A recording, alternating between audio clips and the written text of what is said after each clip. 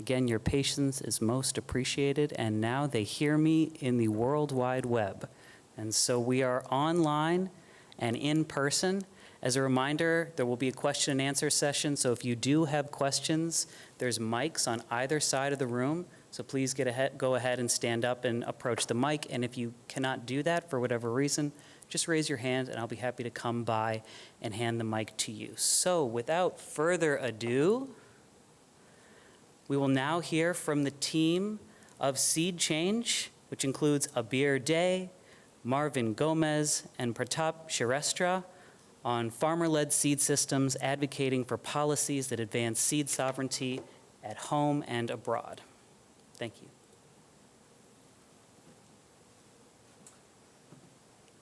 Thanks so much, Benjamin, for facilitating and stalling. That was much appreciated. Hi, everybody. So nice to be here, and thank you for coming to this session and learning about what we have to share. My name's Aabir, and I'm coming from Guelph, Ontario, in Canada, and I work for a charitable organization called SeedChange, and I'm the director of our Canadian field program, the Bauta Family Initiative on Canadian Seed Security. I'm here today being joined virtually by a colleague that's going to be speaking. His name is Pratap Shrestha, and he's recorded his portion of the presentation from Pokhara, Nepal. And I'm joined by my incredible colleague, Marvin Gómez, who will introduce himself and talk about all of the incredible things that he's doing when it's his part of the presentation. Real briefly, it's such an honor to be able to be here with Marvin. He's someone that I look up to a lot, and I'm so excited that he's able to come from Honduras and share his knowledge and expertise with all of you. I'm very excited for this part of the presentation. I'm going to say a few words by way of context for this particular topic. And just give me one sec.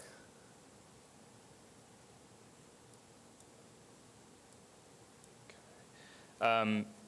Before we get into the presentation, just a few words about SeedChange. How many folks here know about SeedChange?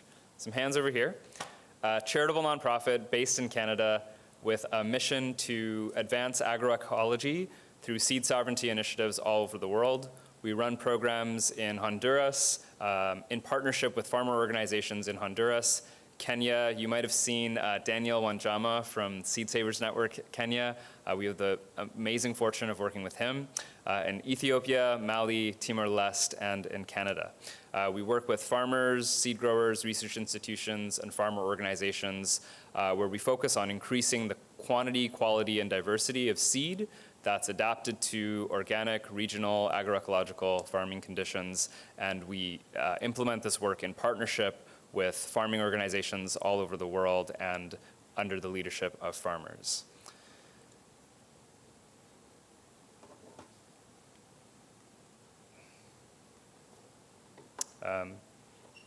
Sorry. Just while that's getting started, I can just say a little bit about the work that we've been doing for decades. But in Canada, we started in 2013, and we were deeply inspired and influenced by the work of the Organic Seed Alliance. Similar to OSA, we focus on the three areas of research, training, and policy to help build agroecological seed systems. And what we thought could be valuable and interesting for this presentation is taking a little bit of time to talk about the seed policy contexts that exist outside of the US, and specifically in Canada, in Honduras, and in Nepal. And in elucidating what those seed policy frameworks look like in these jurisdictions, we could take a little bit of time, thank you so much.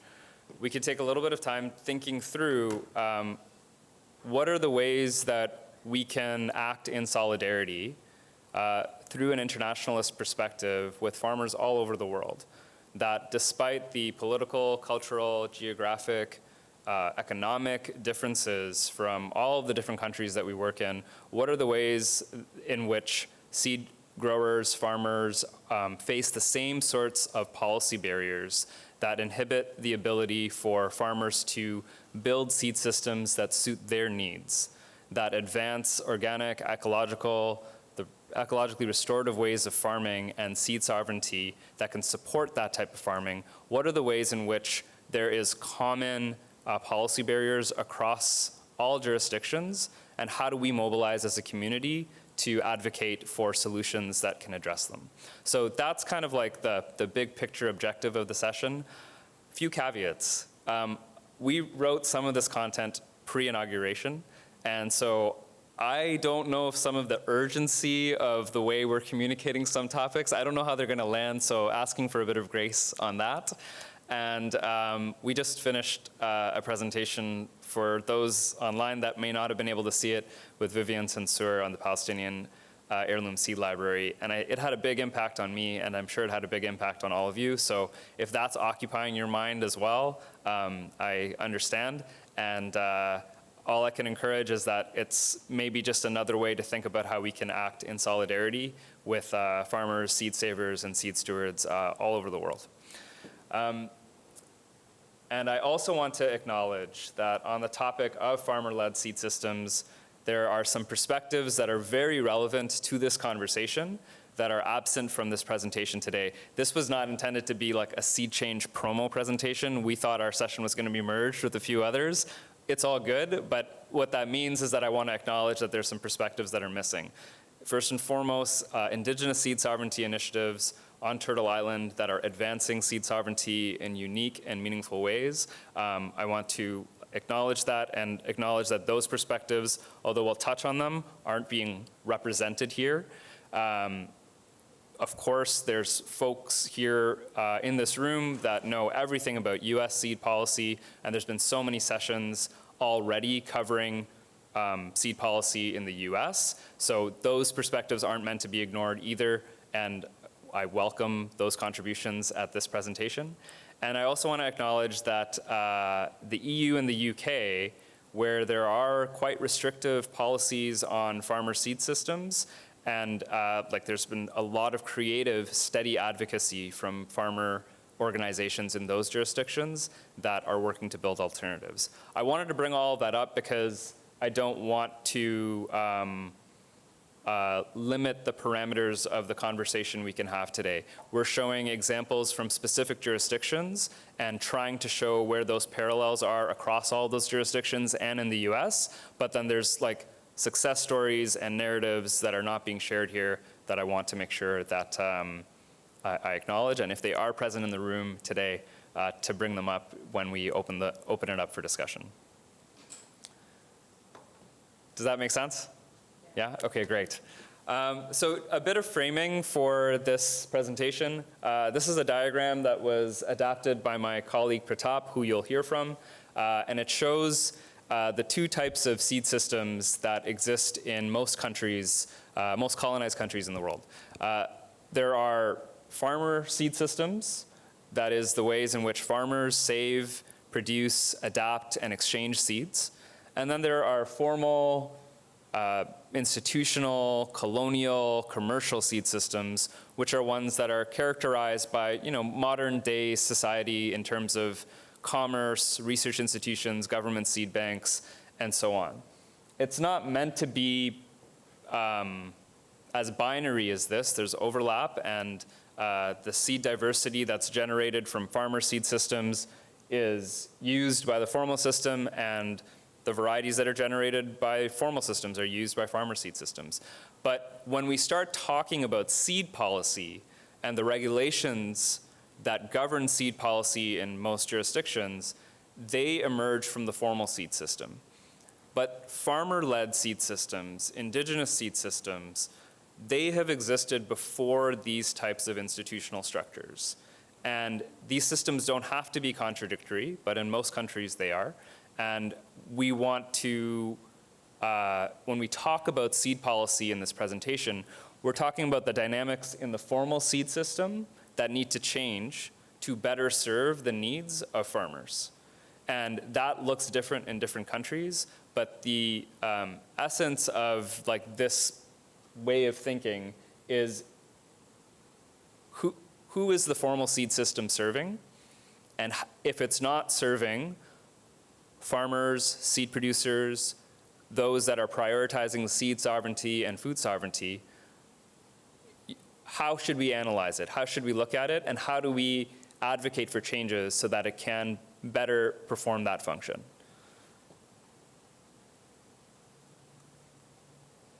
Okay, so I'll start with Canada. And the purpose of this is to provide an overview of the major seed policy frameworks in our country.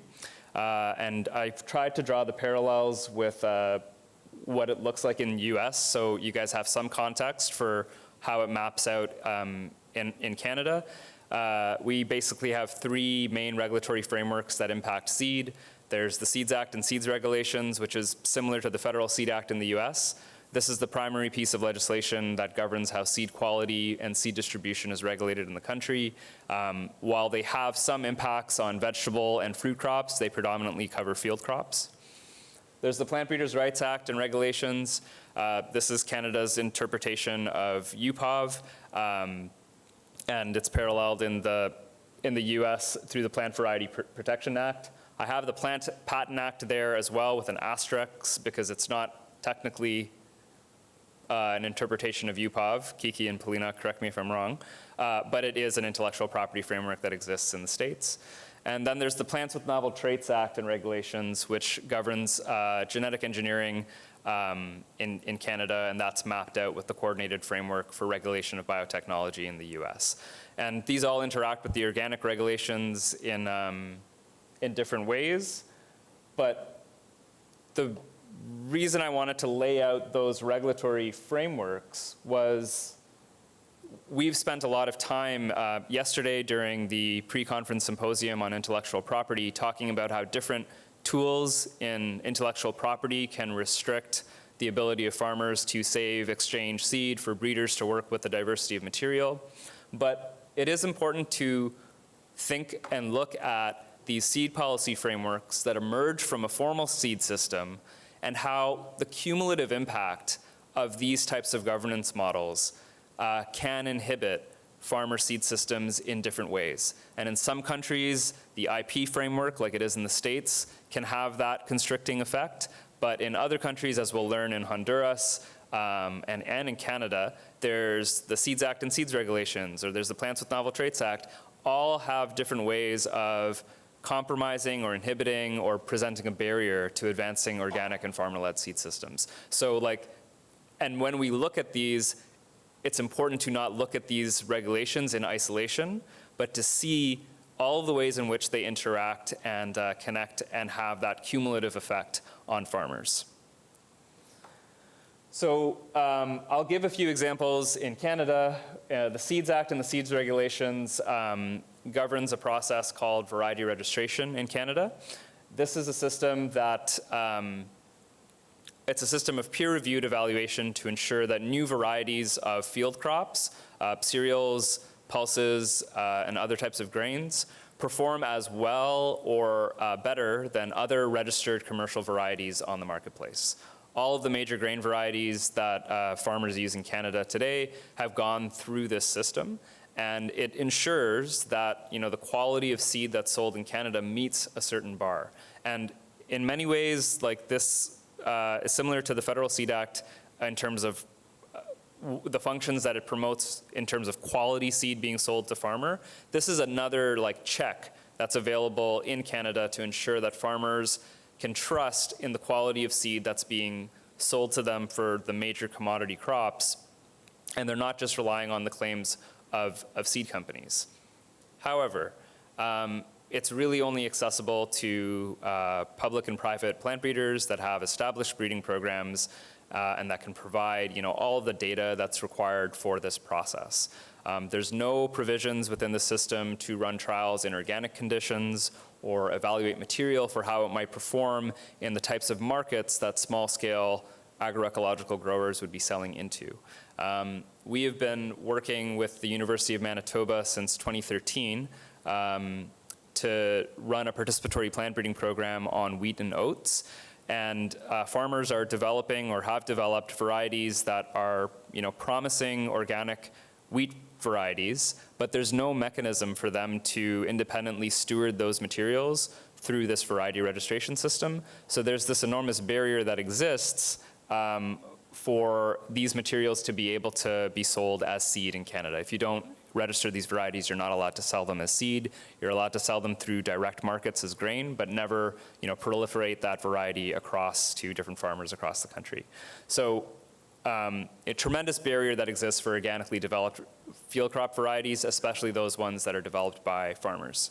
On the issue of intellectual property, we've talked about that a lot for those that have participated in those sessions in the US. We don't permit patents on higher life forms in Canada, but we have been steadily increasing restrictions on the ability of farmers to save seed through slowly kind of pulling back on the farmer's privilege that exists within our plant breeders' rights legislation. Just over the past week, we're in discussions with the CFIA because they are now considering removing the farmer's privilege to save seeds on horticultural, ornamental, and fruit tree of protected varieties.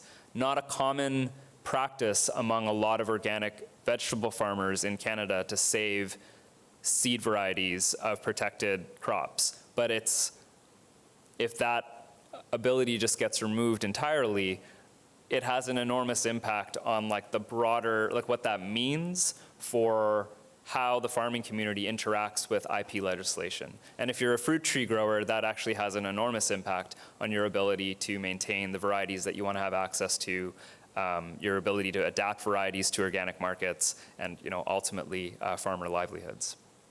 On the issue of gene-edited seed, I'm not as familiar with how that's regulated in the US, so I don't actually know if this is much different, but we have some strong regulations to ensure the transparency of genetically engineered varieties, but now we have new regulatory guidance that's passed that's eliminated any mandatory transparency for new gene-edited varieties, and that has all the subsequent impacts on seed sovereignty and organic seed integrity that I don't think I need to further deliberate to this audience. So we've been working with the government at a bureaucratic level, participating in lots of different working groups and formal channels to better accommodate and make these incremental changes to all of these, or a couple of these regulatory frameworks to better advance the mission that we're trying to advance. So how can we adapt the variety registration system to better accommodate organics? Or how can we make it more accessible to farmers? Or what are the labeling requirements we need to change so that farmers can sell non-registered, non-certified seed varieties? What exemptions can we create with respect to scale that might make it easier for smaller growers to save seed of protected varieties? All these kind of incremental changes and tweaks that we are using formal channels available to us to make those changes within the Canadian context.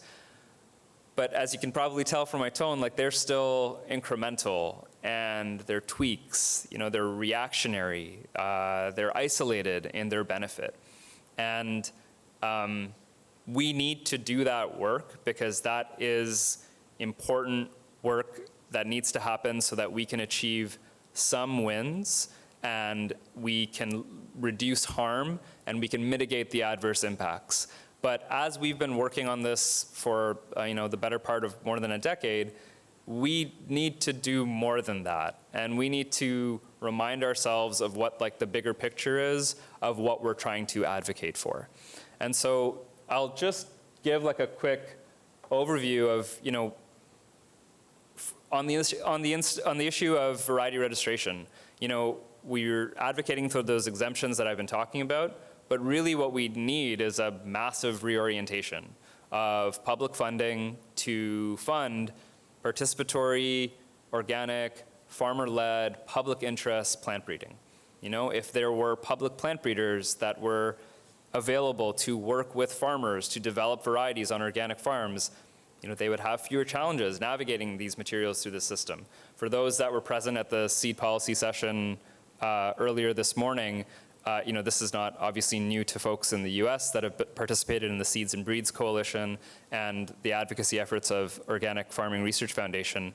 But we can spend so much time trying to dig through the regulations and figure out where there's exemptions here for farmers, or we can mobilize the public, folks that care, and try to rebuild robust plant breeding programs that serve the public interest.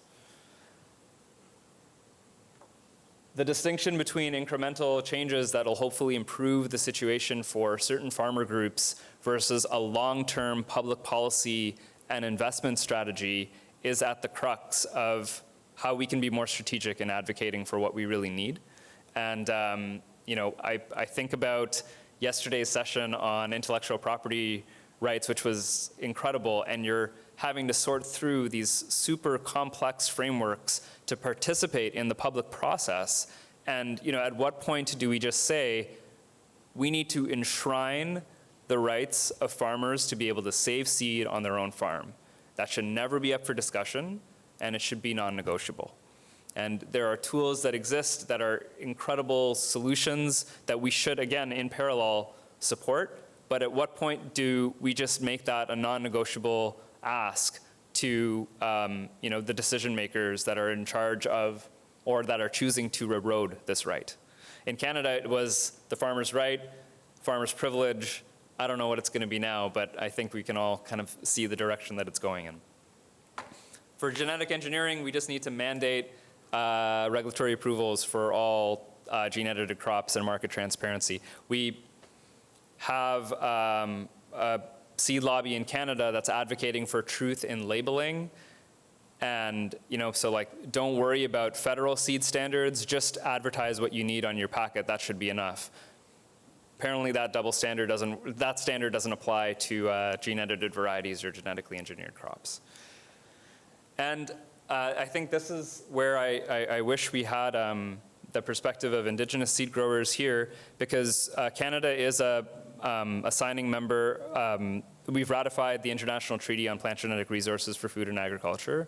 It is a binding treaty. Within that treaty, there are provisions that should advance farmer-led agroecological seed systems, protect farmers' rights to save seed, resource on-farm plant breeding and seed conservation, and uphold Indigenous seed sovereignty.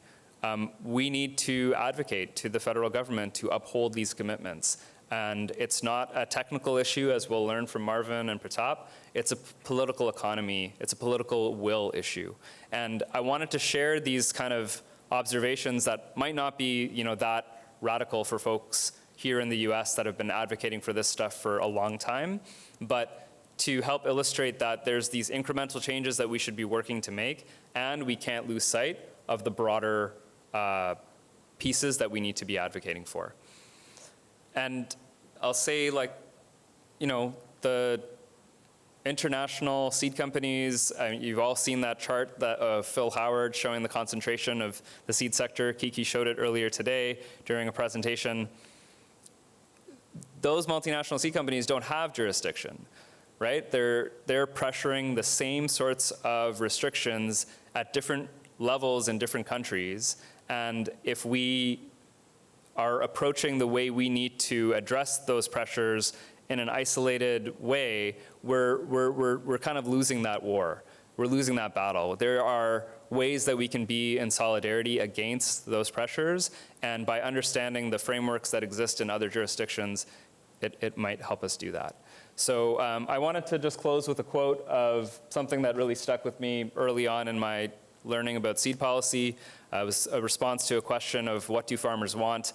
Clearly different farmers want different things, but it seems reasonable to suggest that most want recognition for their contributions, fair rewards for their labor, the freedom to farm as they please, good seeds that produce good crops but that do not ruin their land or lead to lost autonomy, and supportive communities that exercise control over the food they consume. This is not a radical way to look at the world, but this is what grounds me in terms of how we should be mobilizing and advocating for farmer-led seed systems. Okay, that was probably more context than I had planned to give. And now what I'm really excited for is to have Marvin and Pratap share their incredible knowledge and experience of supporting farmer-led seed alternatives in their home countries of Honduras and Nepal. A lot of the examples that they will focus on is on seed registration and seed certification systems in those countries. But again, I just want to reiterate that it's important to keep in mind the cumulative impact of these regulations, along with IPR, along with genetic engineering, or any other types of policies that restrict farmer-led seed systems. We should keep that framework in mind and understand how they're collectively inhibiting farmer-led seed and seed sovereignty. And I think with that, I'm done, and we can listen to Pratap. Just a second. So Pratap will introduce himself in the video, but Pratap is a staff member and colleague at SeedChange, and he is based out of Pokhara, Nepal, a specialist in participatory plant breeding, participatory variety trials, and farmer-led seed certification. I wish he was able to be here in person today, but we can listen to a wonderful recording of him sharing his knowledge of supporting this type of work in Nepal. Is that?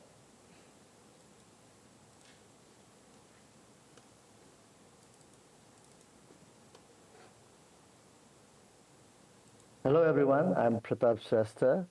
I work for SeedChange as well. I have been with SeedChange for the last 15 years, but working in farmer seed system for almost more than 30 years. I'm very happy to be part of this very important conference. I won't be able to participate in person, but I'm very happy to record my presentation. And also, I'm very happy to see two of my colleagues joining in person. Thank you very much. Yeah, thank you, Aabir. I will, as Aabir highlighted and also set the context, I will be focusing on farmer seed system challenges and solutions, especially in the South with the smallholder farmers. But I was very amazed to see like the farmers everywhere, like whether it's in USA or Canada or in the South, like Nepal, or in Africa, like Mali, or in Latin America, like Bolivia, has similar challenges, similar problems. And I think they are also doing a lot,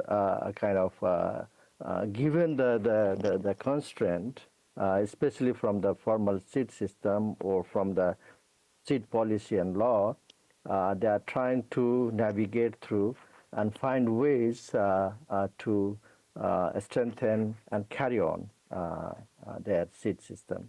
So with that, as Aabir highlighted, like a farmer seed system involves like farmers producing, saving, using, and exchanging, as well as selling their seeds. But also, like they have been like selecting, breeding, and conserving seed. If you see the scale in terms of the coverage of seed in the farmer seed system, we have thousands of variety which is maintained in that system, compared to like a few hundreds maybe at the country level, which is managed through formal seed system. So there is a huge contribution from, and we know like for the smallholder farmers who are largely, I would say, are organic farmer because they practice kind of low external inputs and so their seeds are basically organic in many contexts. And the very characteristic of this smallholder farmer is also that they are not only users of the seed like in the formal system, in the market-led corporate controlled seed system, where farmers are seen as a receiver of the seed, user of the seed, not the producer of the seed.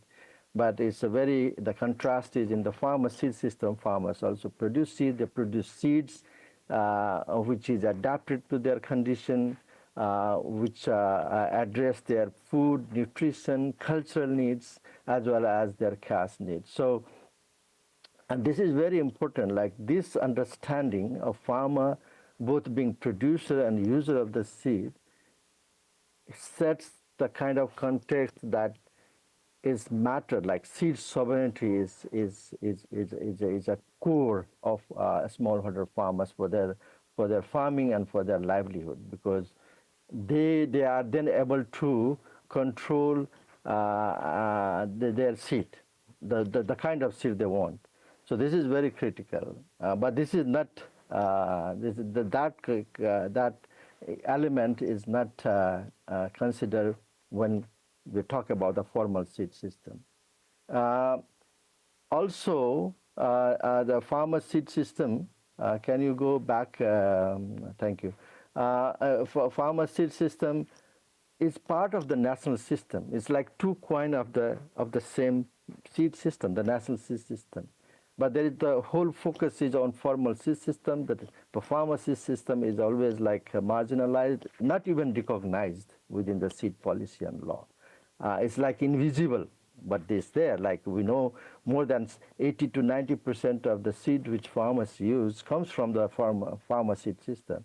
But there is little investment in that system, and so the system as a whole is marginalized. But there is like the whole farmer seed system is driven by farmers' own research, innovation, farmer organizations, and networks. So this is how like the importance of farmer seed system, especially for the smallholder farmers. Next, please. But there is also farmer faces a lot of challenges. I mean, the first challenge is we know like it's not recognized in the seed policy formally by the government system.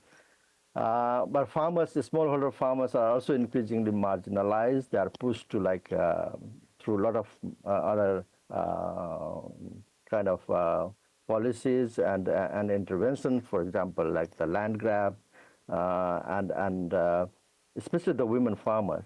They are pushed to, and they cultivate marginal land with dry land, mostly dry land farming. There's also climate change impact, like because of the change in the seasonality, increased kind of events of drought or even the rainfall. Farmers are having difficult to save their seed, and also they need new seeds to combat with these seasonality changes.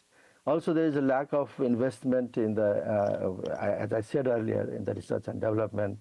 There is a huge challenge in terms of not only in, like as Aabir said, in either in USA or Canada, but it's a across board, like in all country. This registration and seed certification is designed for new variety developed by the formal system. Farmers as breeders has never been recognized, though they have the huge number of this variety of seeds has been contribution of farmers' research and innovation. So this is a particularly very, though it's not kind of very requires very high technological, or it's not very complex system, but it has been made complex for the farmer to register their variety and go through the certification, formal certification.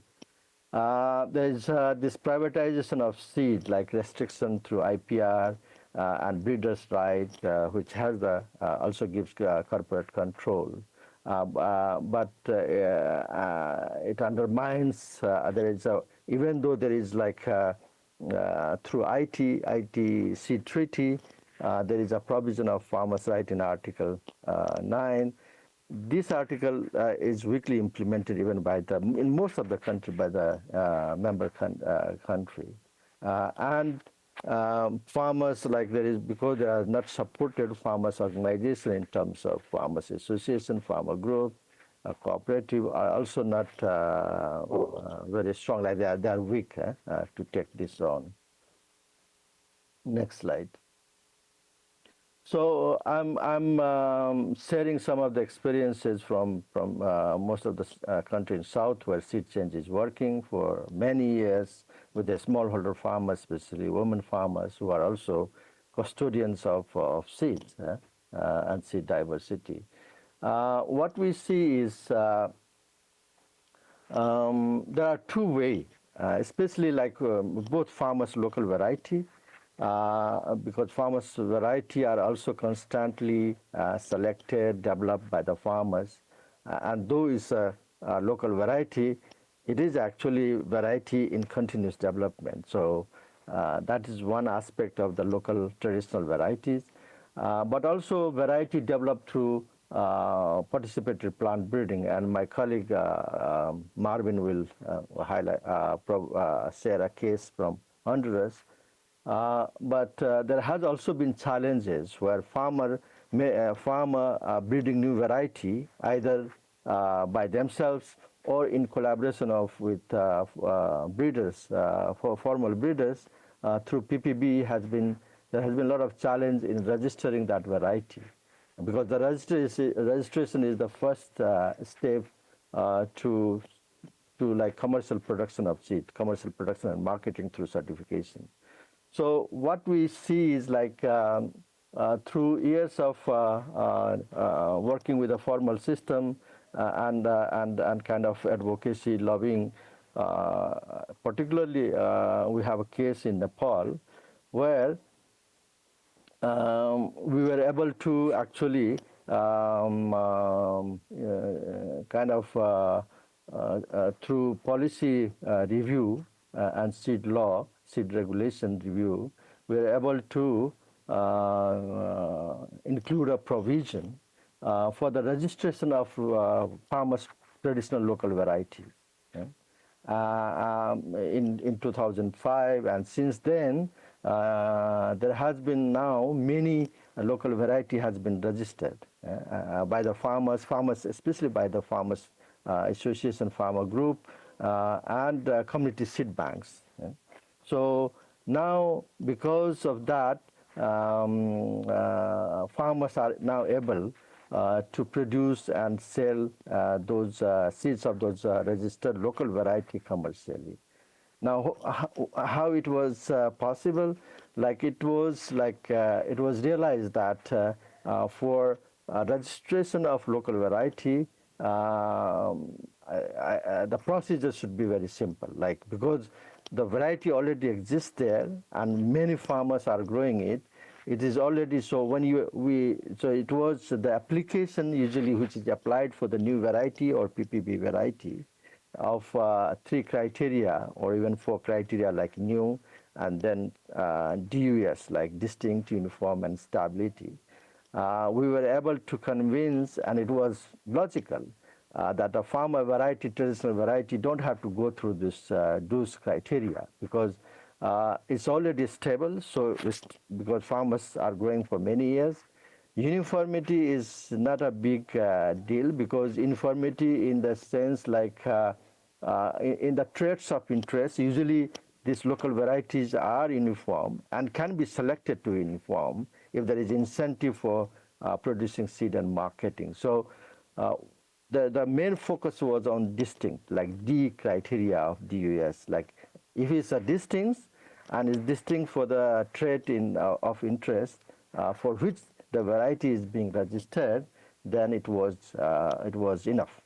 And there was no data requirement, like for production data, all the farmer perception data, like farmers data, like okay, so where it is grown, like how much it produced, those kind of farmer data were used and was sufficient for the registration. So that was a big landmark like achievement, and we have the result now. Now many of the variety farmers, community seed bank, farmer organizations are coming forward and registering that local variety. So that is one. And through that registration of local variety, you are integrating farmer seed system into formal seed system.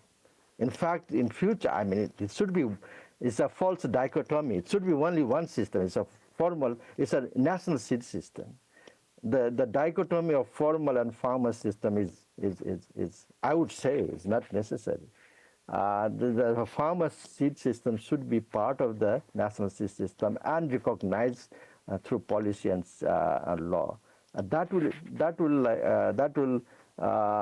change the whole perspective of how we see the seed and how we support smallholder farmers or organic farmers per se, in that sense.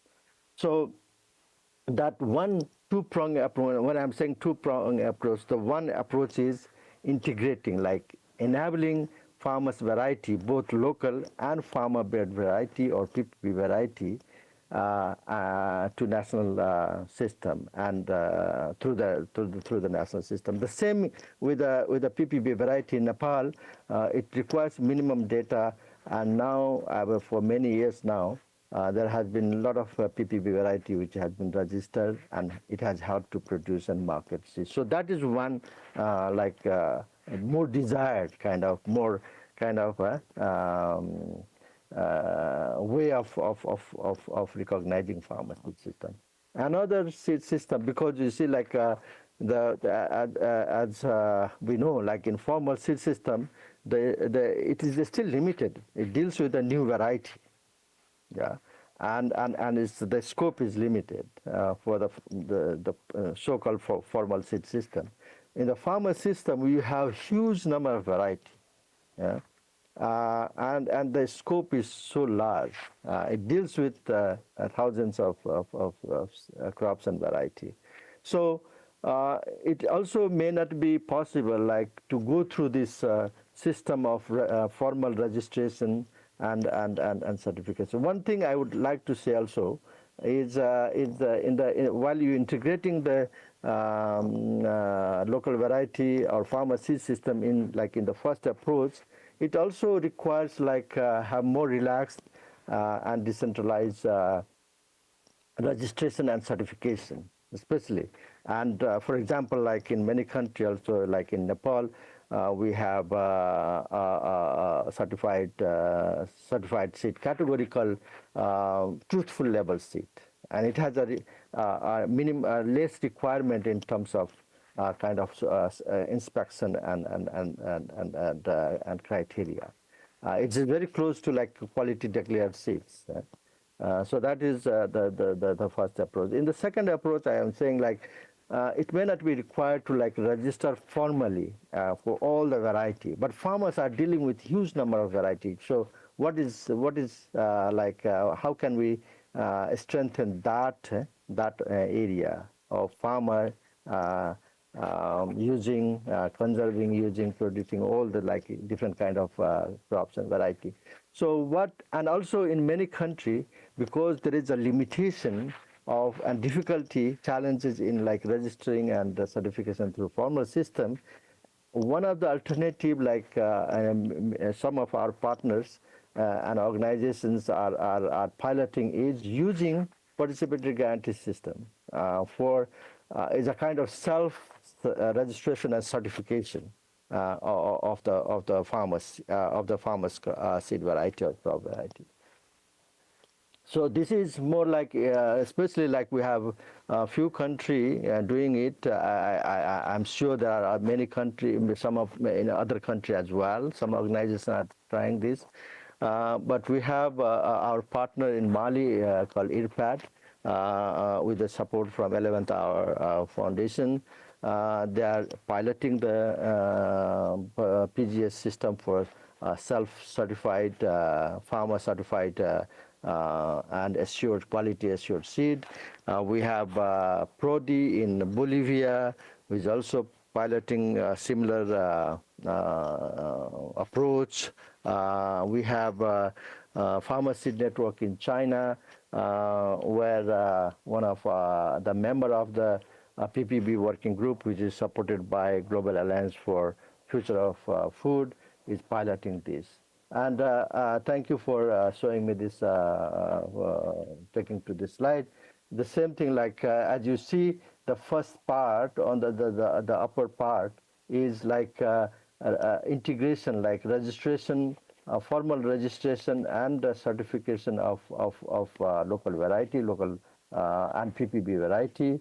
The second part is kind of providing piloting of alternative system of PGS, where community kind of register their own seeds through some kind of tools like like characterization and kind of producing seed catalogs. Can I have the next slide, please?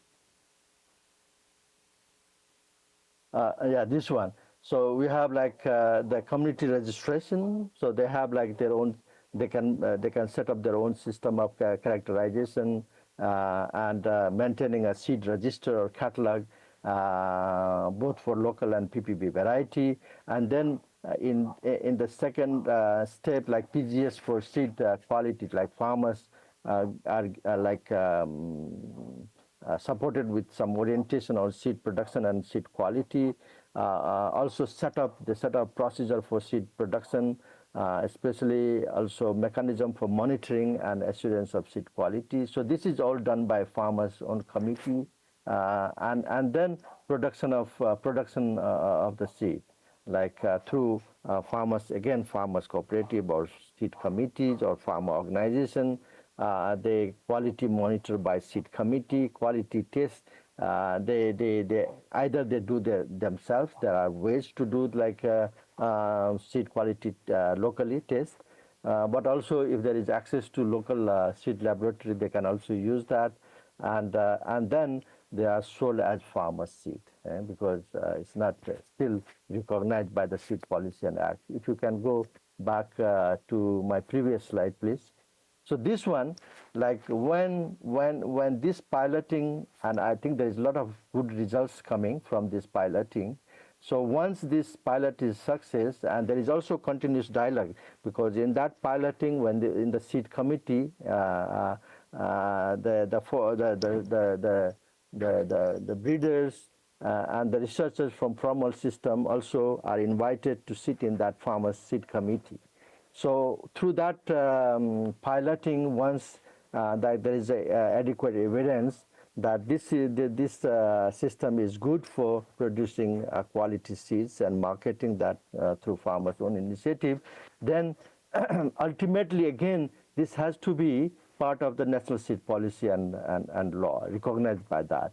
Once that is recognized through revision of the seed policy and law, then it again becomes part of the national seed system or formal system per se.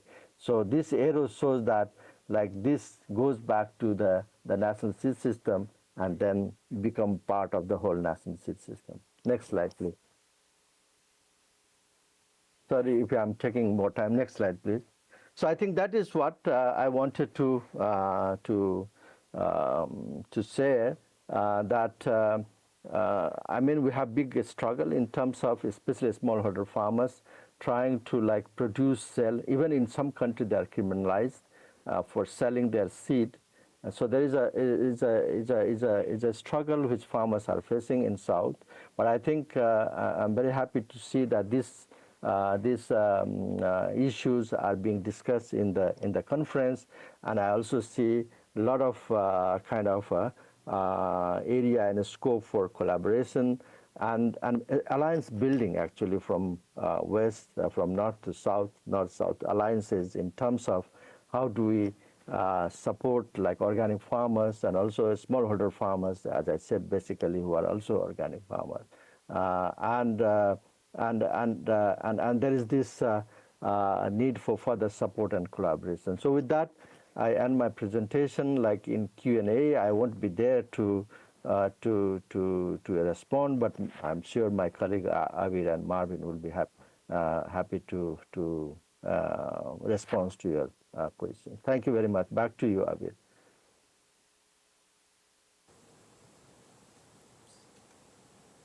I think the first thing to thanks for bearing with the sound on that presentation. It's 5:12. I can appreciate if the energy is like a little low. Thank you for choosing to kind of interpret the content that we're putting out in that way. And I'm so happy to be able to share this stage with Marvin, who's going to close us out, and share about his experiences in Honduras. Marvin will introduce himself, but we've been working with him for a number of years, and in Honduras longer, and it's just such an honor to be able to to learn from his experiences and have him share what he knows.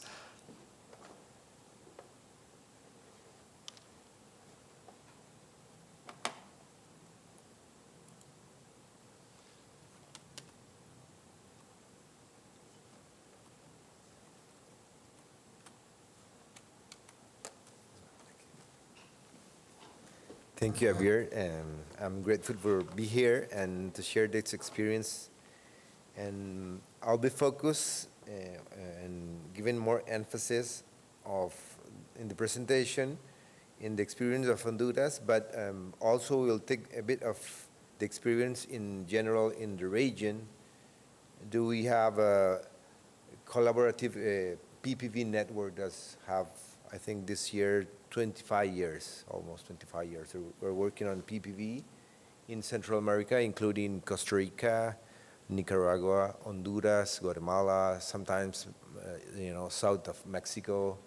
And it's a long-term, collaboration, and we share not only germplasm, but experiences, and different other kind of collaboration between, our countries and our farmers, especially farmers organizations.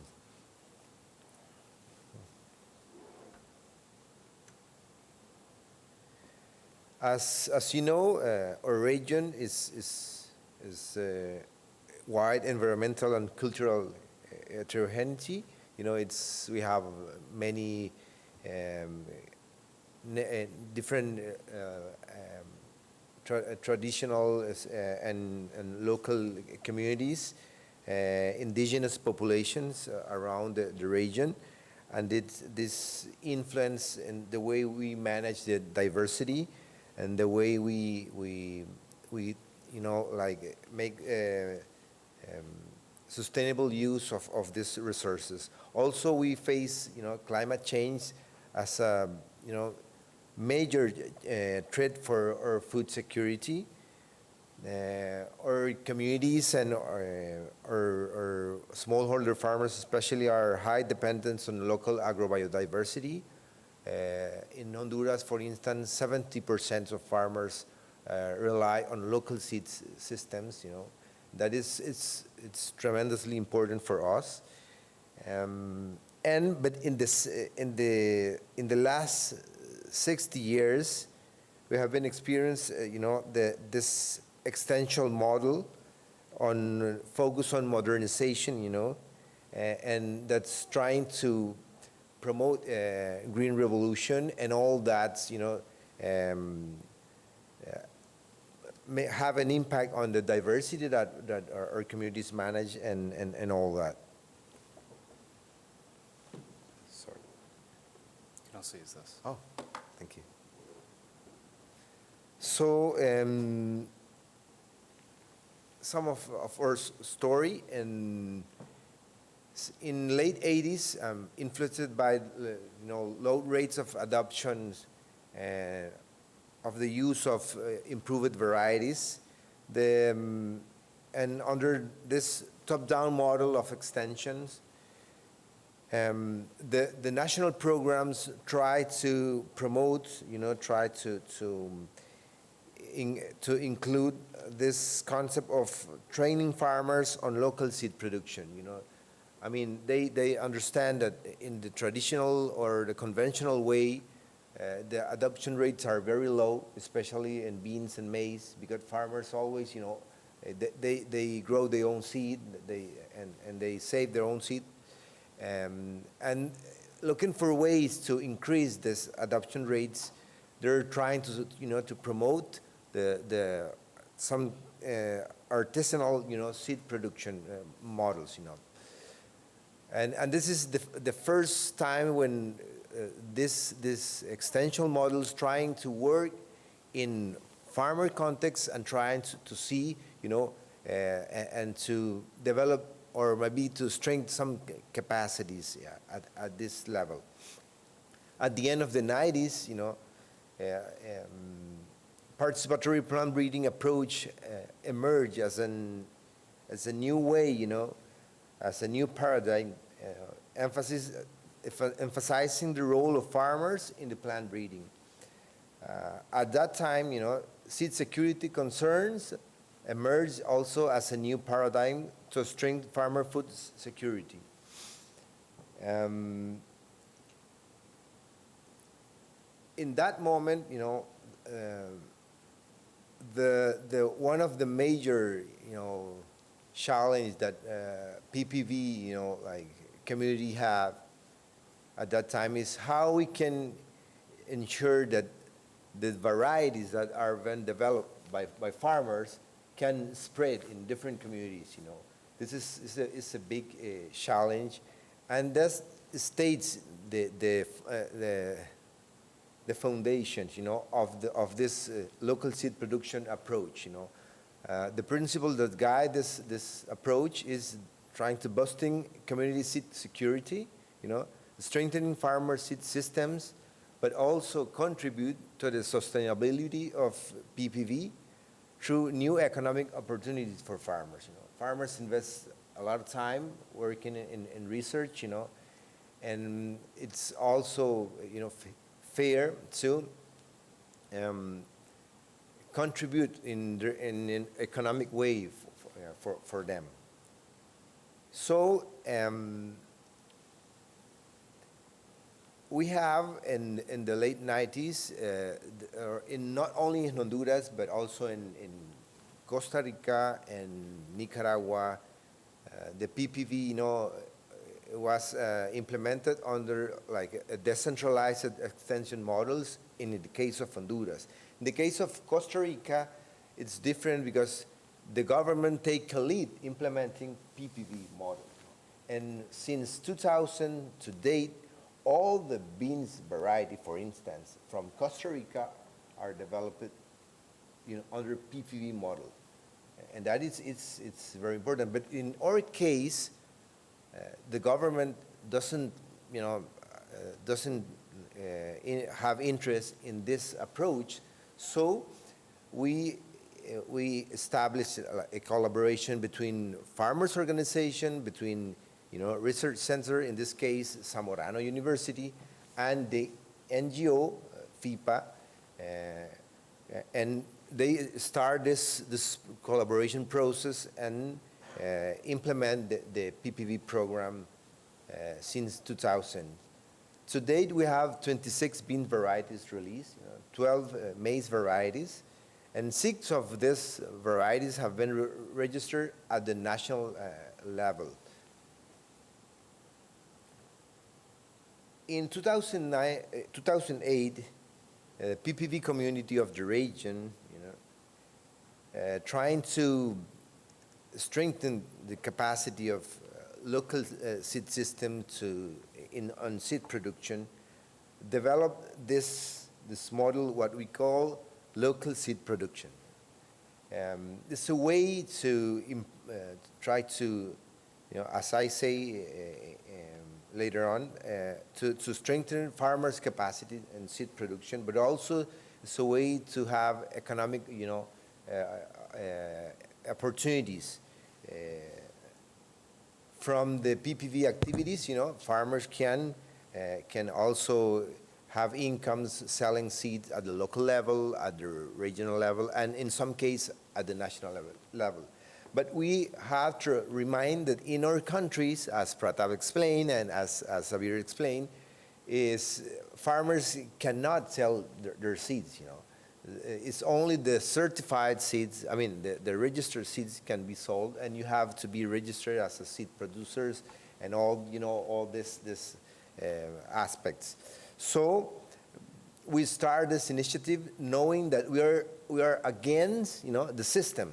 We're against the system, but we know that we need to move forward. Otherwise, all this PPV process, it can be, you know, like threatened in some point, because farmer doesn't see at the end of the process the economic benefits that they can have for all these long-term initiatives, you know. So we start based on, as Pratap say, you know, farmers organization, you know, and trying to, you know, work and moving to the principal goal that we have is have availability of good quality seeds at the community level. So this is developed by different partners in the network, but it starts implemented in Costa Rica, and then we adapted for Honduras context, for Nicaragua context, and also for Guatemala context. During this process, we developed different methodological tools to support this. One of them is what we call the protocol, which is developed by our colleagues in Costa Rica, and it's a methodological tool that farmer can use to develop all this local seed production process. Also, we have the protocol for maize production, but also we develop some catalogs to provide more information so farmers have more they have knowledge, and we document their varieties that have been developed by PPV, but also sometimes they work in maybe 5, 8 years with some lines, for instance, in beans or population in maize, and they don't release it at the end of the process, but we document it also, to have this information and to provide them this kind of support when they are in the seed production process. It's very important. So this participatory guarantee system, we can call it this way, is have critical aspects, and we want to be sure that we are working ensuring genetic purity, including even in landraces, even in different kind of population that we work. We're focused on that. We're trying to have a reliable source of seeds, and in each case, roguing and selection practices is a very important activity also. And as I say, use crop descriptors as a way to ensure that we manage that particular population or line or variety, whatever. Also, it includes field inspection activities.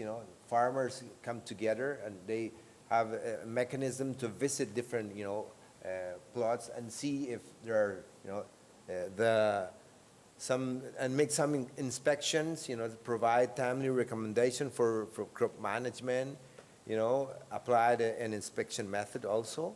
And also we are aware about agronomic management. We work with farmers on that in considering appropriate insulations and other aspect related to that. And finally, the post-harvest management, trying to promote using appropriate technology. And also we develop a post-harvest seed management protocol, for that.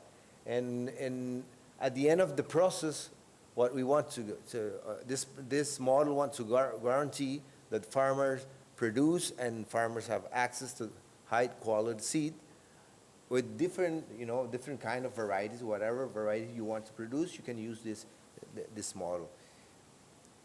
But even implementing this model, farmers are not allowed to sell their seeds, But it's interesting because under this model, they start to produce seeds, and many other farmers in their communities and different other neighborhood communities come and try to buy seed because they know that the seeds are very good. And we document in different ways that now many PPV varieties are around the country. In some departments or departments, it's like your state, but at the small scale, And some PPV varieties are the most planted varieties for farmers. So in local seed production in numbers, during the pandemic, we learned a lot that this system, can support farmers and farm and seed security, especially, in contexts that are very restrictive, but even in situations that are, that are complicated. And in 2021, the government, the section of the government who are in charge of seed certification allow farmers to make some, laboratory, analysis and to start to selling their seeds in regional level, and this also generate the increase of seed production. And this is data from one association of CIALs in the department of the municipality of Yoro. And since 2020 to 2023, we see an increase of seed production, and farmers are more incentive when they know that in laboratory, national laboratory, seeds laboratory, they can send their seeds and they can have some kind of certification, not national legally, but this changing allow farmers, to start selling the seed. And this is some example of the incremental changes that Aabir are talking about, and how we can move forward even in very restrictive conditions. We know that farmers always look way to move forward. I mean, that is always the nature of humanity, and in this case, I mean, we learn a lot from them how they can move, and even in this, as I say, restrictive context, they can go, and can have more seed security, increase the diversity, and also increase the food security that, at the end of the day, is the most important for them. So some lesson learned. Local seed production have strengthened the local food and economic security of hundreds of communities in different regions in the country. We work with 4 different CIALs association. CIAL is a local research committee who work in PPV.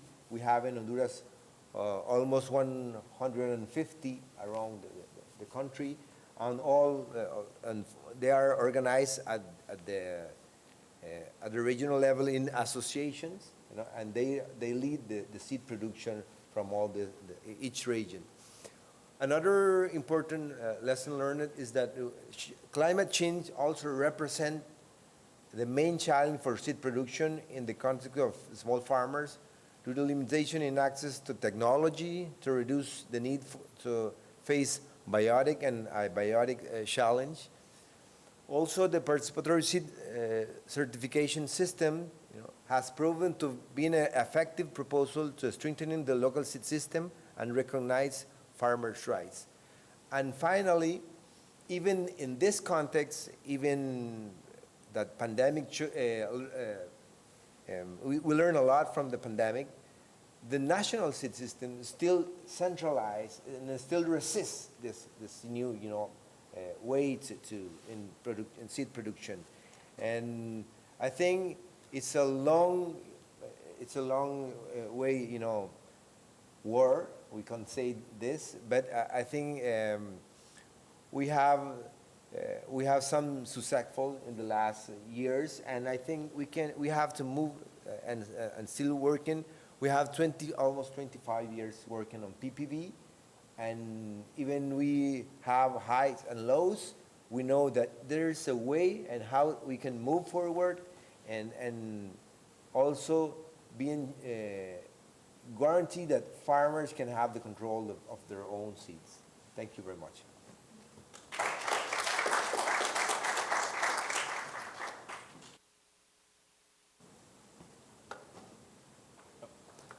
Thanks, everybody, for listening to our presentation. I think We recorded sections of the Q&A with Pratap that will be available online afterwards, but with just under 15 minutes left, we can open up the floor for any questions you have for Marvin or myself to the mics if you'd like to ask them.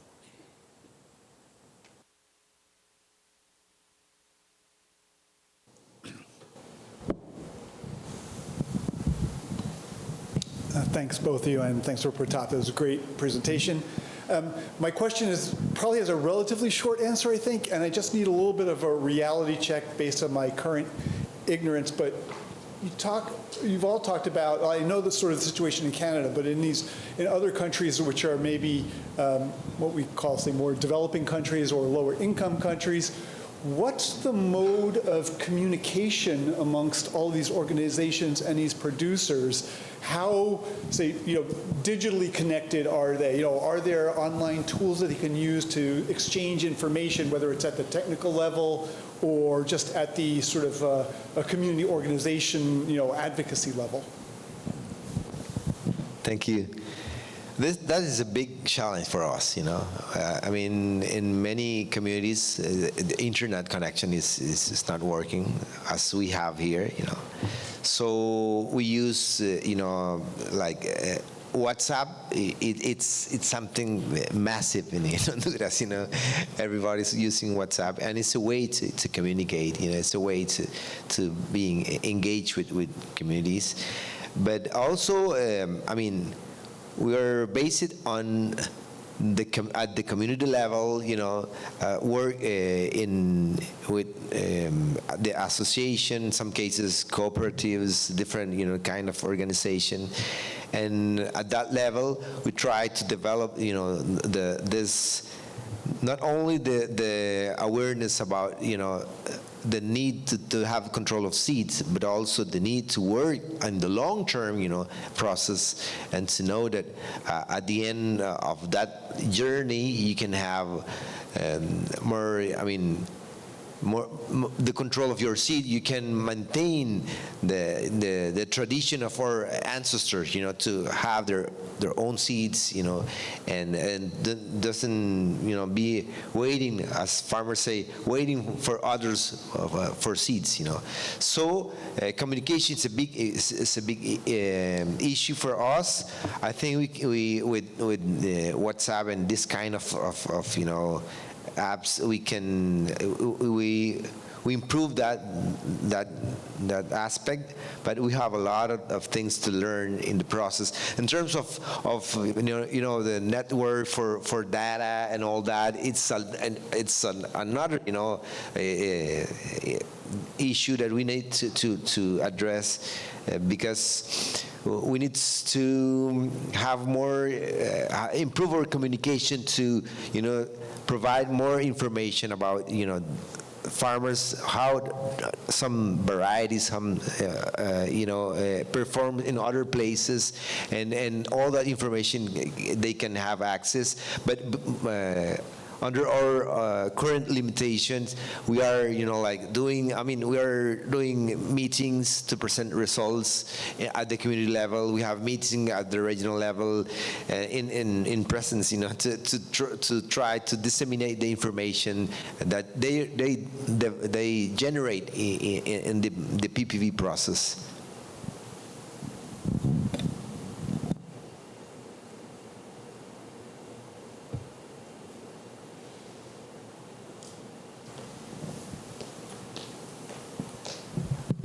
Hello, I can ask a question. Your colleague talked about quality declared seed and truthfully labeled seed, two different types of categorizations that are reliant still on the national seed regulatory system, but let's say shorten the time to market, so less time in national performance trials, etc. Is there something similar in the Honduran system, number one? Because I know it's a little bit of a unique system with Zamorano and all of that. And then two, is there some global type of class that could be explored around sort of standardizing around whether it's truthfully labeled seed, which I know is normally more private sector, or quality declared seed, which is typically public? Thank you. During the pandemic, the government allowed, not only companies, but also, this farmers organization to sell this kind of, we call in Honduras commercial seed, but it's some kind of declared seed, You don't need, you only need the certification from the laboratory, national certification laboratory, and with that you can sell seed, And this is a way, and I think in the past they do that, but they don't include farmers' organization. In this case, in the pandemic, they start to allow farmers' organization, even they know that they are not companies, seed companies. They are not run their own seed companies already, but they are producing seeds as a normal activity, and this they allow them to sell seeds, and it's very, very interesting because in many regions of the country, farmers start looking for that seed because they know that they are in the market, and they're looking for that seed, and the sales are growing in that period of time. So, yeah, I think declared seed, it could be a way, it's, I think it's international, types of, or level of seed, you can say, that it's acceptable in different regions, especially in context of emergencies and things like that.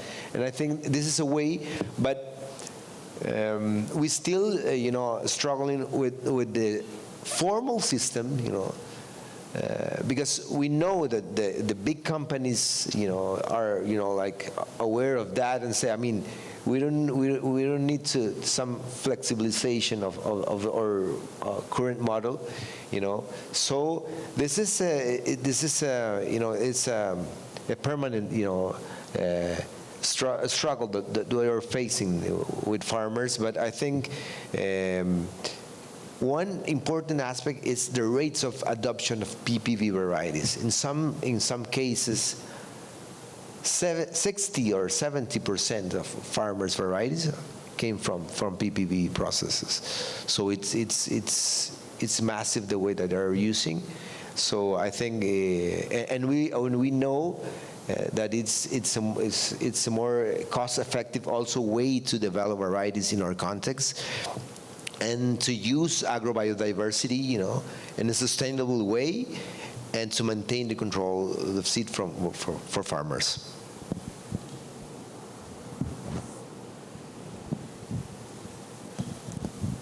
For those that are interested in that last point that Marvin made about the rates of adoption, you have a publication on that, right? Yeah. There's a wonderful paper that Marvin is a co-author on about the impact of participatory plant breeding in Honduras and what that's done for adoption of those varieties once farmers have been participating in the selection process and variety development process, and how that changes the kinds of varieties that they use on farm.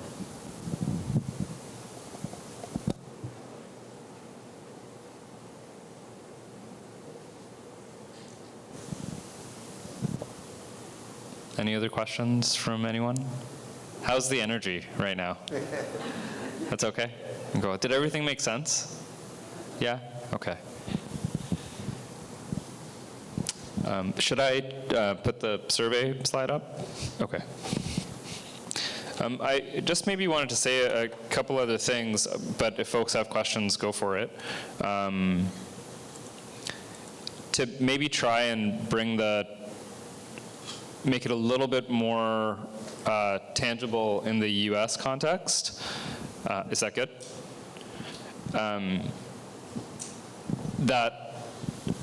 I was just thinking about the IPR discussion yesterday and some of the policy discussions earlier today, and how these formal seed systems that exist in different ways, not only do they restrict, or they can have the effect to restrict certain ways for farmers to enter the system, farmer systems are marginalized and criminalized. And in Canada and US and Turtle Island, that's true for indigenous seed systems, but also for the alternative ways of IP that farmers have figured out to make work, like the open source seed initiative, even though that's not criminalized. Like the alternatives that farmers are trying to develop are not legally recognized, and how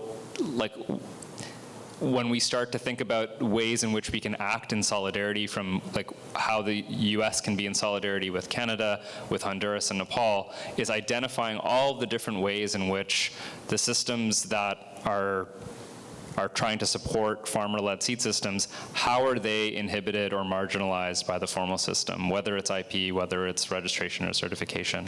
And I know that the certification issue doesn't exist in the States, but when thinking about what issues do exist in the States, where are the parallels in other countries? And again, just reiterating, where can we find common ground and solidarity with farmers all over the world? I don't know, Marvin, I went off script. Would you have anything to add to that?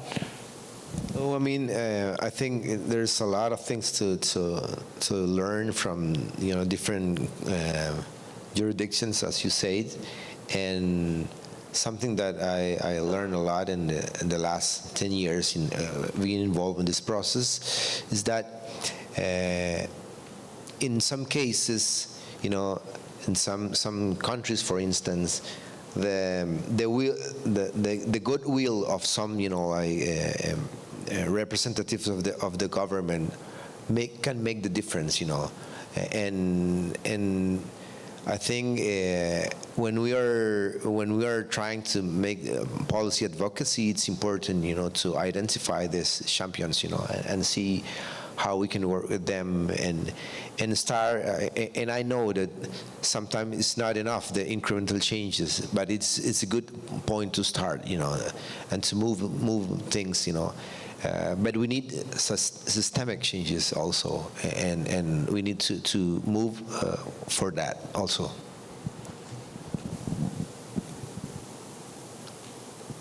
I think we're at time. Is that right? But if folks want to ask more questions, feel free. Thank you so much for listening and being here.